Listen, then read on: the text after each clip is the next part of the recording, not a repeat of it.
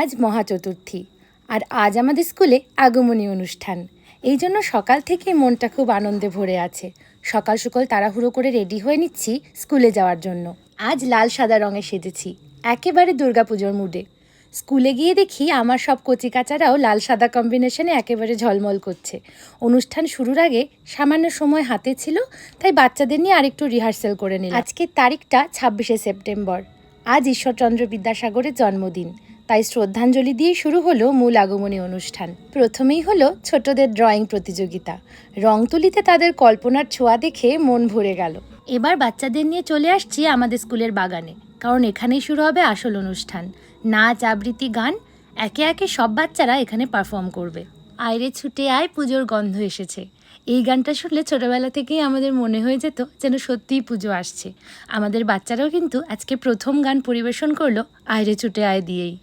প্রতিটি পারফরমেন্সে ছিল তাদের আন্তরিকতা আর উৎসবের আনন্দ।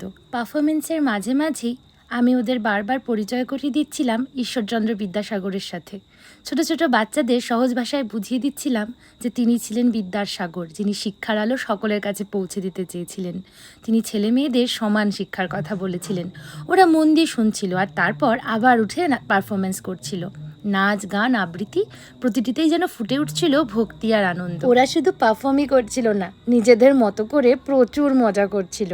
কেউ গান গাওয়ার আগে মিষ্টি হাসি হাসছিল, কেউ নাচতে নাচতে ভুলে গিয়ে হেসে ফেলছে, আবার কেউ আবৃত্তির সময় বন্ধুদের দিকে তাকিয়ে খিলখিল করে উঠছে। এই ছোট ছোট মুহূর্তগুলোই অনুষ্ঠানটাকে আরও জীবন্ত করে তুলেছে। গার্ডিয়ানরা, টিচাররা সবাই হাততালি দিয়ে উৎসাহ দিচ্ছে ওদের। প্রতিটা পারফরমেন্সের শেষে বাচ্চাদের চোখে মুখে যে খুশি ফুটে উঠেছিল তা সত্যিই অমূল্য। এটা কিন্তু শুধু আগমনী অনুষ্ঠান করতে হবে বলে নয়, এটা কিন্তু ওদের শৈশবের সবচেয়ে রঙিন স্মৃতির মধ্যে একটি হতে চলেছে। অনুষ্ঠানটা শেষ হলো হাসি আনন্দে ভরপুর এক সকালে, আর এর সাথে শুরু হলো আমাদের পুজোর ছুটি। গার্ডিয়ানরাও সবাই খুব খুশি, গর্বে চোখ ঝলমল করছে সবার। শুধু বাচ্চারা কেন, আমরা বড়রাও আজকে খুব আনন্দ করেছি। এবার আমরা টিচাররা জমিয়ে আড্ডা দিচ্ছি।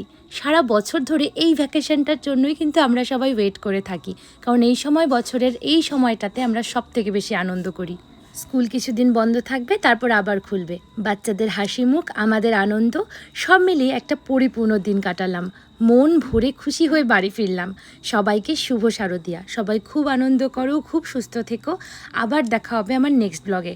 তোমাদের আমার ভিডিওগুলো কেমন লাগছে অবশ্যই কমেন্ট করে জানিও। খুব ভালো থেকো সবাই। Thank you.